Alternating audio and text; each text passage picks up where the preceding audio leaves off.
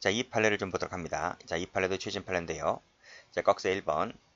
자, 수사기관이 전자정보를 담은 매체를 임의 제출받아 압수하면서 자, 거기에 담긴 정보 중에서 무엇을 제출하는지 확인되지 않는다면 임의 제출 동기가 된 범죄 혐의 사실과 관련되고 증명할 수 있는 최소한의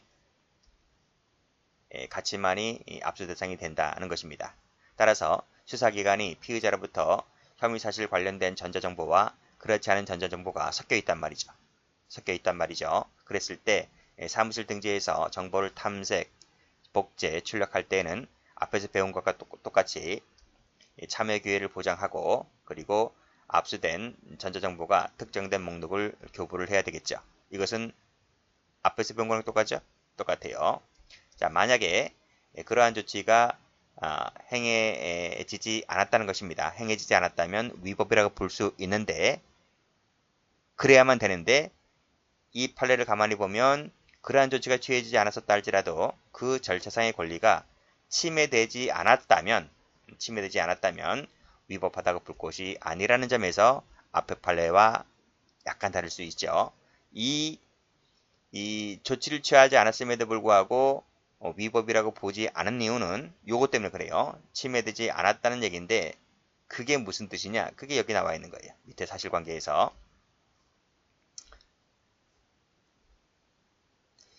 이 꺽쇠 2번이 사실관계가 길잖아요. 길인데 출제가 됐어.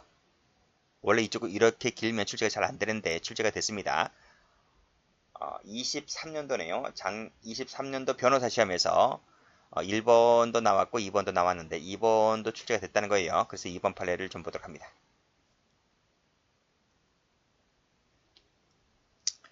피고인이 휴대전화로 성명불상의 피해자의 신체를 의사에 반해서 촬영을 했다 이거예요. 자, 1번부터 7번까지 범행이 전부 다 이제 뭐 지하철 돌아다니면서 화장실 돌아다니면서 이제 여성들의 신체를 막 찍어댄 겁니다. 이제 그 핸드폰에 그 나중에 임의 제출한 핸드폰에서 이제 수사관들이 그 영상들을 쭉 보니까 이제 7개가 수록되어 있었던 거예요. 전부 다 불법 촬영입니다. 자, 짧은 치마를 입고 횡단보도 앞에서 기다리던 피해자 다리도 찍은 것이 있는데 이건 8번입니다. 그러니까 앞에 부분은 1번부터 7번까지 범행이었고 그리고 횡단보도 앞에서 다리 찍은 부분은 8번 범행이었는데 요 8번 때문에 이 친구가 체포된 겁니다. 그래서 요 8번 때문에 신고를 받고 현장에서 체포되었고요. 그 현장에서 이제 피고인으로부터 이 휴대전화를 임의 제출받은 거야. 그래서 이 임의 제출받은 휴대전화를 사무실로 갖고 와서 검색하는 과정에서 보니까 1번부터 7번까지 영상이 이제 발견된 겁니다. 그쵸? 이런 내용입니다. 올라가 볼게요. 자, 보시면 무엇을 제출하는지가 명확하지 않았는데 왜 막 섞여 있었습니까요? 자, 이렇게 섞여 있을 때 피의자나 변호자에게 참여의 기회를 보장하고 그 압수된 전자정보 특정된 목록을 교부해야 되는데 굳이 참여 기회 보장하지 않거나 교부하지 않거나 하는 그런 조치를 취하지 않았었다 할지라도 피의자의 절차상 권리가 실질로 침해되지 않았다면 이게 무슨 뜻인지 아세요? 이게 이 현장에 이 친구 있었거든. 그쵸? 이 친구 뭐 현행범 체포해서 뭐 집으로 돌려준 건 집으로 돌려보는 건 아니잖아요. 그쵸? 뭐 경찰서에 같이 왔으니까요. 그래서 여기 쭉 읽어보시면 경찰관이 임의 제출 휴대받은 휴대전화를 피고인이 있는 자리에서 8번 영상이 아닌 영상, 그게 이제 1번부터 7번입니다. 그걸 발견하였기 때문에 그 피고인이 그 자리에서 참여하였다는 점, 그리고 1번부터 7번 영상을 제시하자 피고인이 그 영상이 어디에서 찍은 것인지 쉽게 알아보고 그에 관련돼 구체적 진술했다는 점. 그렇기 때문에 그 압수된 전자정보 목록이 교부되지 않았다 할지라도 절차상의 권리가 침해되었다고 보지는 않는다. 이런 말입니다. 자, 그래서 이런 점들을 고려해봤을 때 1번부터 7번까지 영상의 출력물과 복사본을 담은 CD는 임의 제출에 의해서 적법하게 압수되었다고 볼 것이기 때문에 증거 능력이 있다. 이렇게 봤습니다. 원래는 안 되는 거죠. 원래는 그런 조치를 취하지 않으면 위법이라고 볼 것인데 이런 사안 같은 경우에는 피의자의 권리가 침해되지 않았기 때문에 그때는 위법이 아니다. 이렇게 보았습니다. 그래서 이 부분이 무슨 뜻인지를 확인을 하려면 이 판례를 통해서 1번부터 7번까지는 적법하다 이렇게 보았던 것까지 같이 받으시면 되겠습니다. 자, 다음 판례입니다. 최신 판례인데 출제 가능성이 좀 있습니다. 체크를 하시고. 자, 사법경찰관이 피의자 신문 시 이 사건 동영상을 재생을 해서 제시를 했습니다. 즉 동영상을 보여주니까요. 피고인이 그 동영상을 보고 맞다. 내가 언제 촬영을 했고 피해 여성들의 인적사항이라든지 몰래 촬영했는지 동기 등에 대해서 이 피고인이 구체적으로 진술을 하고 있다는 거죠. 그리고 그에 대하여 별다른 이의 제기가 없었다면 자, 경찰관이 실질적으로 압수된 전자정보 특정된 목록을 교부하지 않았다 하더라도 피고인이 구체적 진술 별다른 이의 제기가 없었다면 실질적으로 이것은 압수 목록이 교부된 것이나 다름이 없다. 그래서 이 압수는 적법하다고 본 판결입니다. 자, 다음 판례입니다. 자, 이것도 저는 합의자 판결인데 꺽쇠 1번입니다. 자, 검사가 영장을 받아 의뢰 사무실을 압수수색하였는데 거기에는 범죄 혐의와 관련된 정보, 즉 유관 정보도 있고 범죄 혐의와 무관한 정보, 무관 정보도 있고 이것이 혼재되어 있는 겁니다. 그래서 동의를 받아서 수사기관 사무실로 가져갔어요. 자, 그런데 이 을 측의 참여하에 참여가 있었습니다. 참여하여 파일 전부를 이미지의 방법으로 다른 저장 매체로 복사한 것을 이제 1처분을 하고요. 두 번째로서 참여 없이 한 것도 있습니다. 참여 없이 한 것이 2처분, 또 참여 없이 한 것이 3처분입니다. 그래서 총 처분이 3번 이루어졌죠? 그쵸? 참여한 거 1번, 참여 없이 한 거 2번 했을 때 밑에 1처분은 참여가 했기 때문에 위법은 아니지만 2번, 3번 처분은 참여 없이 행해진 것이기 때문에 위법이겠죠. 그런 내용입니다. 그러면 요 1번은 참여가 있기 때문에 1번은 적법한 것이므로 증거 능력이 있고 2번, 3번만 위법이고 이렇게 볼 수 있느냐라고 하는 것인데 이것이 영장 하나에 의해서 행해진 것이잖아요. 그렇죠? 그랬다면 어떤 건 적법이고 어떤 건 위법이 아니라 전체적 동그라미, 전체적으로 취소가 되어야 한다는 것이 판례입니다. 자, 이 부분 잘 받으시고. 자, 꺽쇠 2번입니다. 자, 꺽쇠 2번. 자, 1번에서 이어지고 있는 거예요. 자, 1영장이 있고, 자, 1영장을 받아서, 제1영장을 받아서 지금 압수수색을 하였다. 그래서 유관정보와 무관정보가 혼재된 것으로 판단하였고, 동의를 받아서 사무실로 가져가서 지금 이미지 파일로, 이미지 방법으로 복제하였다. 이런 부분은 똑같죠? 위에 거랑 똑같아요. 자, 그랬을 때, 을 측에 참여 없이 행해진 부분, 또 밑에도 참여 없이 행해진 부분, 이 부분들은 참여권을 보장하지 않았기 때문에 따라서 마지막 줄 가보시게 되면 제2영장에 의해서 압수수색한 것은 전체적으로 위법이다. 이렇게 보았던 판례입니다. 전체적입니다. 여기도 같이 색깔 칠하시면 돼요. 자, 3번. 다른 범죄 혐의와 관련된 전자정보를 우연히 발견한 경우를 좀 보도록 합니다. 자, 이 판례도 중요한 판례인데요. 자, 꺽쇠 1번도 출제가 많이 되었던 것이고 우리 앞에서 보았던 판례와 많이 혼재되어 있습니다. 먼저 1번 보죠.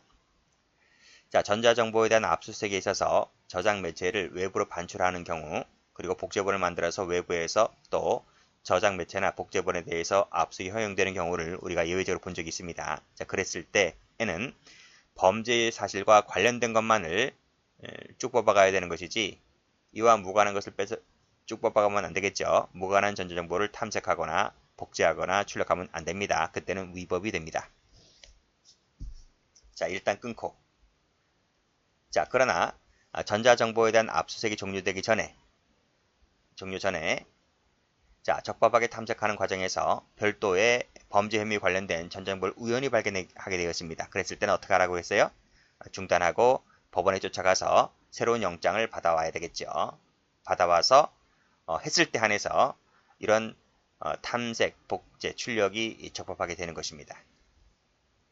그쵸? 자, 여기까지 색깔 칠할게요. 우연히 발견하게 되었다면 영장 받아와라 하는 것이죠. 자, 꺽쇠 2번. 자, 이러한 경우라고 하는 것은 우연히 발견해서 영장 받아왔을 때를 말합니다. 자, 이러한 경우에도 별도의 압수수색 절차는 최초와는 구별되는 거죠. 최초와는 구별되는 것이다. 따라서 이 우연히 발견한 경우에 영장을 새로 받아왔을 때에는 자 마지막에 역시 피압수자에게 참여권을 보장해야 된다는 것입니다. 참여권을 보장하고 또 역시 목록을 교부하는 등 이러한 절대란 조치가 취해져야 한다. 만약에 이런 것 역시 마찬가지로 하지 아니하였다면 위법이다 라는 내용의 판결인 겁니다. 자 그래서 여기도 같이 봐두시면 돼요. 자 그 밑에 판례 봅니다. 자 범죄 혐의 사실과 관련된 정보, 유관 정보라 그랬죠. 자 이것을 선별해서 출력하거나 다른 저장 매체에 저장하는 등으로 압수를 완료하면 당연히 이 관련성이 없는 그런 무관 정보는 폐기해야 되는 것이요. 이것도 앞에서 보았고. 자, 따라서 수사기관이 새로운 범죄 혐의를 수사하기 위하여 무관 정보가 남아있는 복제본을 열람하면 돼야 안 돼요? 안 된다 했잖아요. 삭제, 폐기해라 그랬잖아요. 자, 이것을 영장 없이 수색하면 영장 없이 수색하는 것과 똑같다는 거죠. 그렇기 때문에 따라서 이때는 더 이상 수사기관이 복제, 탐색, 복제, 출력 대상이 될 수가 없기 때문에 이런 대상이 될 수가 없기 때문에 자, 새로운 범죄 혐의 수사를 위해서라도 필요한 경우라면 유관 정보만을 즉 범죄 혐의와 관련된 정보만을 출력하거나 복제하거나 열람할 수 있을 뿐이다. 무관 정보는 안 된다 이런 말입니다. 그래서 이 부분도 같이 이 부분만 된다 이렇게 봐두시면 되죠. 자 원격지 판례 갑니다. 자 이 판례도 아주 중요한 판례입니다. 그래서 꺽쇠 1번, 꺽쇠 2번, 특히 꺽쇠 3번 아주 출제가 많이 되었고 앞으로도 계속 나올 겁니다. 자 올라가 보죠. 자 수사기관이 피의자를 상대로 피의자 컴퓨터 내에 저장되어 있는 이메일 전자정보를 압수수색을 할 때 이것은 대물적 강제 처분으로서 당연히 허용되겠죠. 허용되는데 그 정보가 밑에 컴퓨터 내에 있지 아니하고 정보통신망으로 연결되어 제3자가 관리하는 원격지 서버에 저장되어 있을 때 이것도 앞에서 발부받은 그 영장에 따라 이 원격지 저장 매체에 저장되어 있는 이 정보도 다운받을 수 있을까 이런 말입니다. 밑에서 나와 있죠. 다운받을 수 있을까 라는 얘기인데 판례가 뭐라 그래요?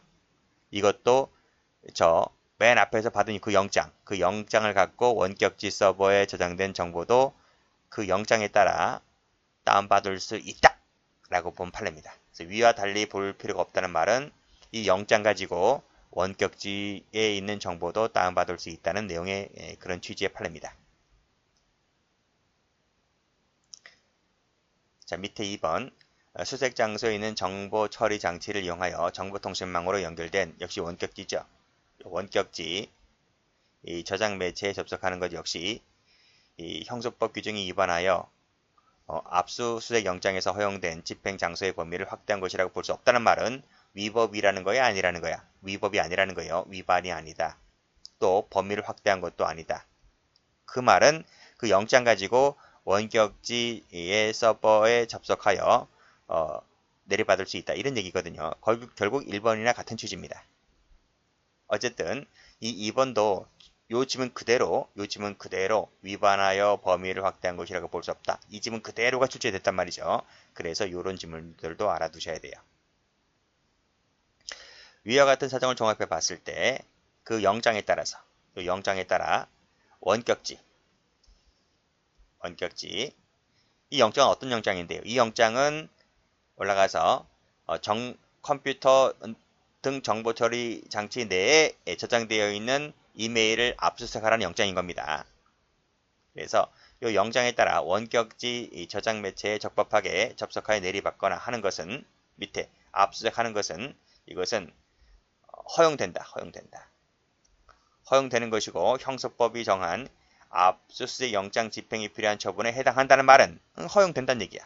법에 규정한 내용대로 이렇게 볼 것이다 이런 말이고 설령 이 원격지 서버가 국외에 있다 하더라도 그것은 달리 볼 것이 아니다. 그 말은 허용된다고요. 허용된다. 이렇게 정리하시면 돼요. 자, 그래서 원격지에 있는 것은 전부 다 색깔을 한번 칠해 볼게요.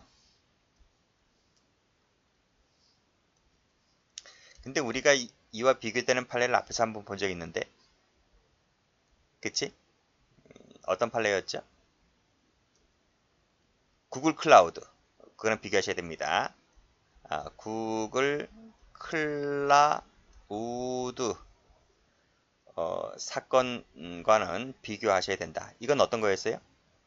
영장에 따라 그 압수할 물건의 원격지 서버라는 부분이 기재되어 있지 아니하다면 그때는 위법이라고 본 판례입니다. 그래서 이 판례, 그 판례와 이 판례를 비교해서 보셔야 되고, 이 구글 클라우드는 작년이든 올해든 출제 히트 상품인 겁니다. 그래서 이 판례와 이 판례를 같이 보셔야 되고, 두 가지가 막 섞여서 나올 겁니다.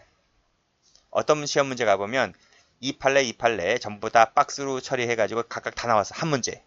그렇기 때문에 같이 혼동하지 마시고 각각 꼭 보셔야 됩니다. 자, 밑에 판례입니다. 자, 이 판례도 출제가 많이 됐죠? 올해만 하더라도 승진이라든지 변시에서 이 판례가 출제가 되었습니다. 자, 휴대전화를 임의로 제출했는데요. 휴대전화에 저장된 전자정보가 아닌 클라우드. 이 클라우드는 이제 이 휴대전화에 저장된 건 아닙니다. 연결되어 있는 거죠. 자, 그 제3자가 관리하는 원격지죠. 여기 원격지에 저장되어 있는 전자정보를 수사기관에 제출한다 하는 의사로 자기가 임의 제공했어요. 제출한다는 의사표시 임의 제출했으니까요. 그래서 여기에서 연결된 것까지 다 제출한다. 이 말 속에는 그 클라우드에 접속하려면 아이디 비밀번호가 필요하잖아요. 그렇죠? 이것을 임의로 제출했다면 이것 역시 임의 제출했다라고 보는 것이다. 이 지문도 출제가 여러 번 되었습니다.